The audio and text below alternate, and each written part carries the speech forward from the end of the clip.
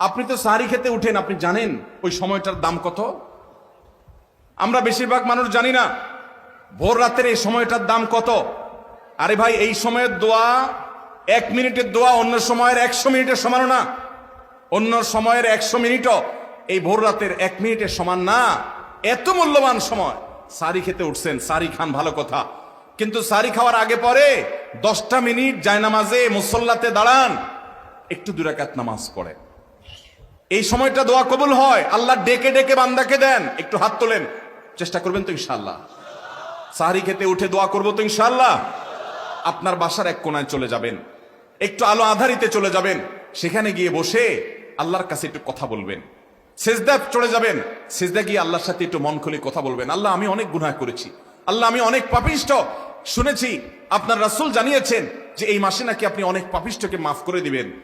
আল্লাহ, আপনি নাকি অনেক জাহান্নামে যাদের নাম চলে গেছে, জাহান্নামী তালিকাভুক্ত, তাদেরকে মুক্ত করে জান্নাত দিয়ে দিবেন, আপনি নাকি ওয়াদা করেছেন। আল্লাহ, আমাকে একটু তাদের মধ্যে শামিল করে দেন। আল্লাহ, আপনি দিলে আপনার কোনো অভাব হবে না। আল্লাহর সাথে একটু কথা বলা, মুনাজাত করা ভোর রাতে করার চেষ্টা করবো তো ইনশাআল্লাহ? ঘরের এক কোনায় চলে যাবেন, সাহারিটা আগে আগে খেয়ে শেষ করবেন, আজানের এখনো 15 মিনিট বাকি। চলে যান এক কোনায়, উজু করে দাঁড়ায় যান 2 রাকাত নামাজে, চলে যান সিজদায়, একটু দোয়া করেন। নিরিবিলি জায়গা যদি বাসায় না থাকে, ছাদে চলে যান, মসজিদে আগে চলে যান, এক কোনায় চলে যান। এই সময়ের 10টা মিনিট অন্য সময়ের ঘন্টাকে ঘন্টার চাইতে মূল্যবান। চেষ্টা করবো তো ইনশাআল্লাহ? ভাইরা আমার, সিয়াম আমাদেরকে হারাম ছাড়ার প্রশিক্ষণ দেয়। সিয়াম আমাদেরকে বলে তোমার যা মনে চায় তা করতে পারবা না। অনেক অবৈধ কাজ করার সুযোগ আসে, তোমার মনেও চায়, কিন্তু করা যাবে না। কারণ যে তুমি রোজা রয়েছো, রোজা রেখে তুমি ট্রেনিং নিয়েছো যে পানি থাকলেই খাওয়া পান করা যাবে না, খাদ্য থাকলেই খাওয়া যাবে না, ক্ষুধা থাকলেই খাওয়া যাবে না, আল্লাহর ভয়ে বেঁচে থাকতে হবে।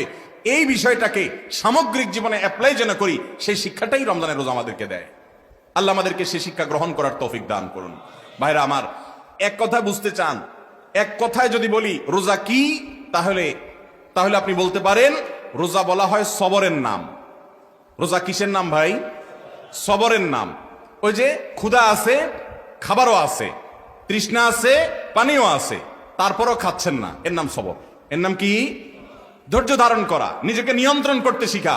আমাদের যুবকদেরকে উচ্ছৃঙ্খল হওয়ার জন্য হাজারটা আয়োজন ভোগবাদী এই সমাজে আছে। ইসলাম শুধু বলে ভোগ নয়, ত্যাগ করতে শিখো, কন্ট্রোল করতে শিখো, নিয়ন্ত্রণ করতে শিখো নিজেকে। যেখানে সেখানে ডাইরেক্ট হয়ে যাওয়া নয়, নিজেকে আটকে রাখা, নিয়ন্ত্রণ করা, সবর করা। সবর মানে শুধু বিপদে ধৈর্য ধারণ করার নামই সবর নয়। সবর মানে নিজেকে যে কোনো কাজে আবদ্ধ করে ফেলা, এটা হলো সবর।